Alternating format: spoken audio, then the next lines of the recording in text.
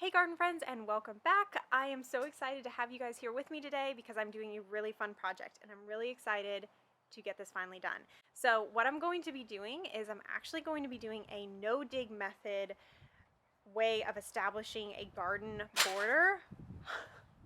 So what I'm going to be doing is I'm going to be using Charles Downing's method for no dig beds, but I'm going to be using them to establish cut garden borders up here in the front of our yard.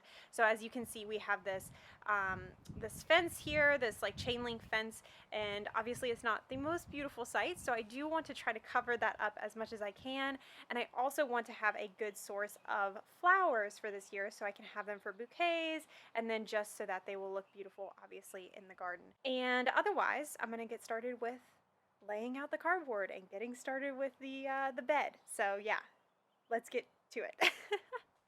Hey guys, Editing Crystal jumping in here, and I just wanted to really quickly explain a little bit more about the no-dig method, Charles Dowding, and the whole process that I'm going through here to establish my garden bed, because I didn't think that I went or I explained very well in the intro. So essentially what the no-dig method is you do exactly that. You don't dig, but you essentially, it's a process that you use cardboard or some other type of compostable material to smother out the existing weeds or grass where you want a bed to be established. And then over time, you're able to use that bed without any till. So no till is also another word that you can use for no dig. But this method, I don't know if it was pioneered necessarily by Charles Dowding, but I know that he's an expert in the area, and he is here on YouTube, so I will definitely link some of his videos explaining it more in depth. But essentially what you do is you lay out the cardboard in the place that you want to establish your garden bed, and then you cover it with either compost, topsoil, or you can even use mulch. There's another lady that actually introduced me to the no dig method, and her name is Jay, and her Instagram handle is Jay's Garden Journal, and she actually just started a YouTube, and I believe it's the same handle. I believe it's Jay's Garden Journal, but I'll link her channel as well. But she's actually the person who I saw do this first and got me interested in doing this. So definitely check her out. She's super sweet. I asked her a lot of questions when I was starting, and she was so helpful. So I'll definitely link her channel as well. But you cover it up with whatever medium that you want, and then over time it smothers the weeds out. It takes about 3 months for the weeds and grass to be completely killed, and then after that you've established a garden bed without all of the work that requires from tilling. So that's essentially what I'm doing here is I'm laying out all the cardboard that I had. I do actually want to extend these borders a little bit farther than I have them now. I just ran out of cardboard, funny enough. But I'm laying out the cardboard where I want my beds to start being established, and then I'm going to cover them with about 4 to 6 inches of compost or topsoil, a compost topsoil mix that I actually ordered from a local provider. And yeah, and that's pretty much it. I'm going to water in the cardboard a little bit just to get it to lay flat before I add the topsoil. And then after that, I'm going to go ahead and plant my seedlings into the topsoil. I'm hoping that this will still work fairly well this year. As I mentioned, it does take about 3 months for the cardboard to be able to be soft enough that plants can get their roots through, and then also for the grass and weeds underneath to completely decompose. So I'm a little nervous that it won't be deep enough for a lot of the annuals that I've planted, and I'm unsure how they will do, but I have told a lot of people about this plan, and everybody seems to say that it's going to be okay and that the plants will do better than you think. So I'm excited to see this. This is a bit of an experiment, and I'll definitely keep you guys updated how it goes and how my annuals do. As of right now, it's been about a week or so since I've done this project, and all of the seedlings look amazing. They've actually put on a ton of growth, but granted, their roots haven't met the cardboard yet. So we'll see how it goes. I'll keep you guys updated.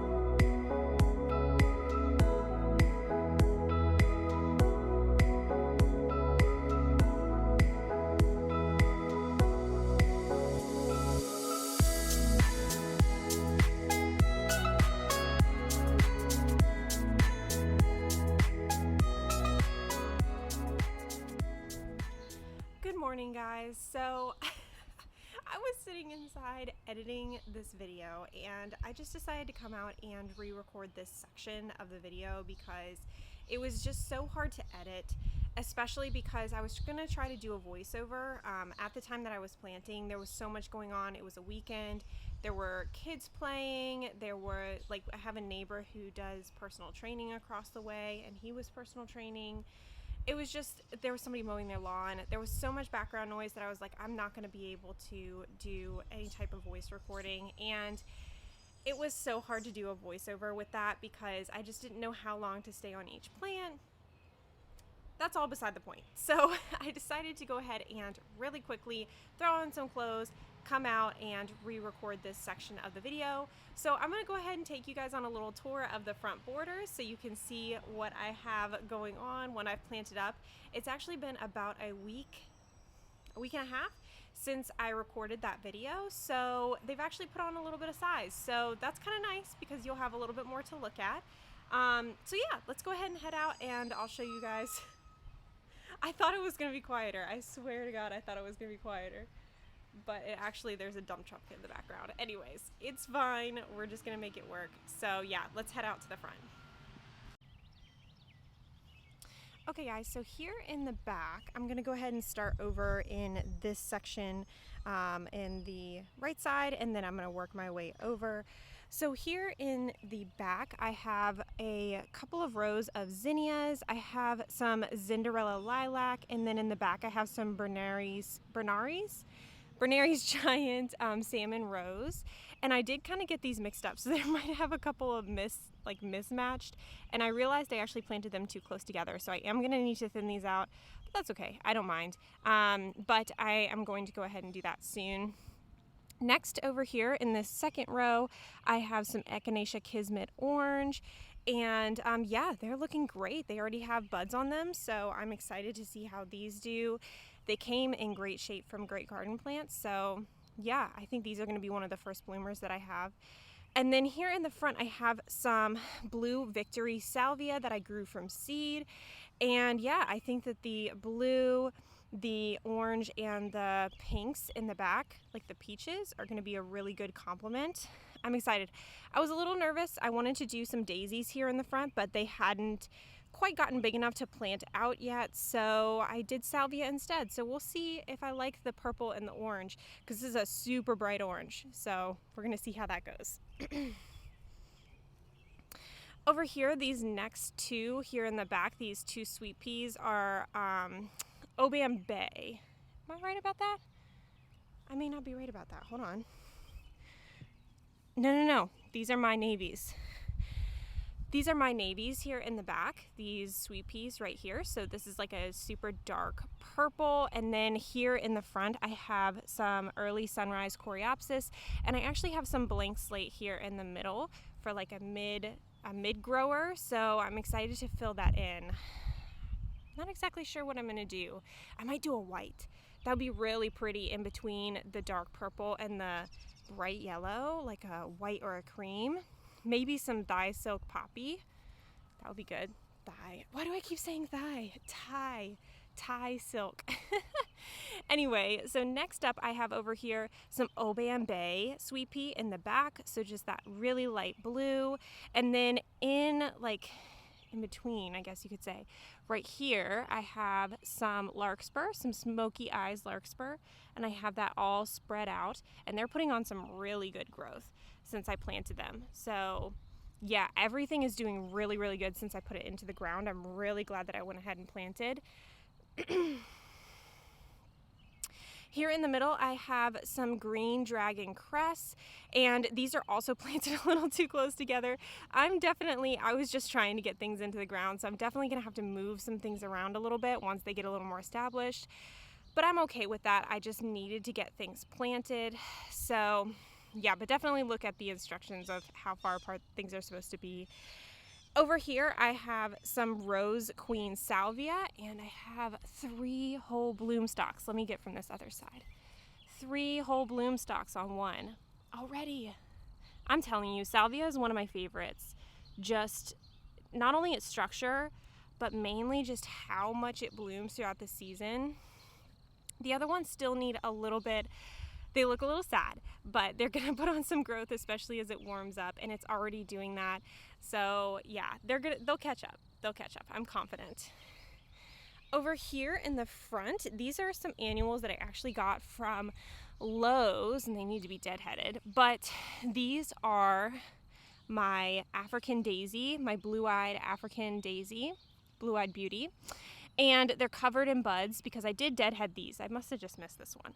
But yeah, they will flush out with some new blooms here soon.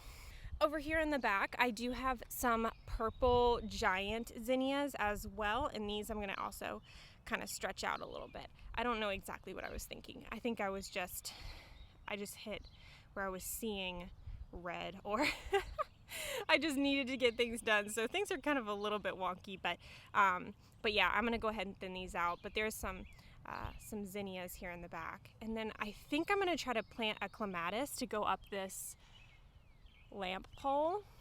I think that would be really pretty. Clematis. Over here I have my, what do you call these? My dianthus. And these actually look really pretty. There's only one bloom on them right now. I need to deadhead them. But these also bloom pretty prolifically if you deadhead them. If you don't, they kind of peter out. But they're a really, really good early bloomer. So if you're looking for, and they'll be great for the fall. And then I have my Poet's Wife Rose, which already has a bloom on it, covered in aphids. Y'all, I struggle so much with this one. It always is covered in aphids or black mold. So I've been spraying it. I've been spraying him with Rose RX from Bonide. I think it's from Bonide. I'm not 100% sure. But it's still like, I guess maybe I just haven't been on top of it enough, but at least once weekly, maybe I need to do it every day. But the buds are literally covered in aphids. I don't even know what to do at this point. It's really irritating me. Roses, I love them, but I don't understand how they're low maintenance for people. I genuinely have no idea. Over here in the back, I have some Castlewellian sweet peas right there. And then I also have more cress, green dragon, here in the front.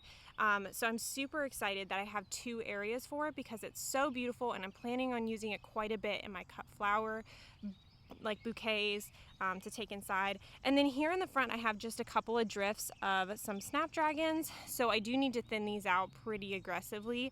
I just haven't done it yet. But yeah, these are First Lady snapdragons, so just a mix that I got from Lowe's, but I should have started them a little bit earlier, but that's okay. We'll see what they do this year. Here in the back I have my straw flowers all planted out. These are my giant Swiss mix straw flowers, so they are all kinds of different colors, reds, oranges, pinks, all that. So we have those here in the back. In the middle I have planted them with Bells of Ireland. You can kind of see them over there, they're a little small. And then in the front I also have a yarrow mix that I have planted. Let's see if you guys can see these. Yeah, they're still really small, but they're, funny enough, this one hasn't put on that much growth, but funny enough they have gotten a little bit bigger. I planted them out pretty early. They were definitely struggling a little bit in the winter sowing container that I had them in, so I'm glad that I got them into the ground. Okay, so last little section here, and you guys, I have done forgot what these sweet peas are.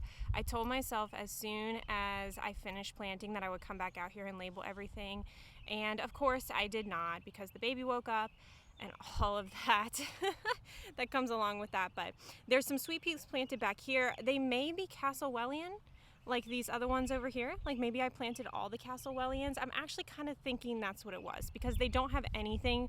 I left all of the little like names that were on the pots. I left them kind of torn to the side. So I think I actually planted all Castlewellian on this side. So that's like that light pink. And then here I have some, oh, you know what? These are high scent. I just remembered, high scent. So they're like white with pink tips. So I'm so proud of myself. I normally don't remember things. And then here in the front, I have some Feeling Pink Echinacea. One is just outperforming all of the rest. These little guys I got for 99 cents at a local garden center, just in a teeny tiny little pot. And yeah, they'll be a lot better next year, but I'm gonna fertilize and see how they do. I think that they'll put on some good growth this year.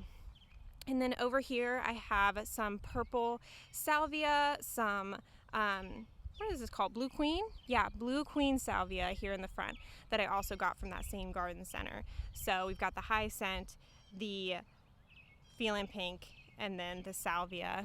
Over here in the back, you can see that the foxgloves I planted have put on good growth. So we have some foxgloves there in the back, a little blank space that I can plant something up in here. And then I also have, what type of calendula is this? Bronze Beauty calendula here in the front. So these foxgloves are like a peach, yellow, and pink scent, oh my goodness, a peach, yellow, and pink color. Granted, they won't bloom till next year, but I'm thinking about putting something here in the middle that will kind of substitute that. So maybe I'll put in something like peachy, and I think I could even squeeze in 2 rows, I don't know. So we're gonna see how that goes, but these have put on a lot of growth as well. So it's definitely motivating me to get more stuff into the ground because everything is looking so much better than when I first planted it.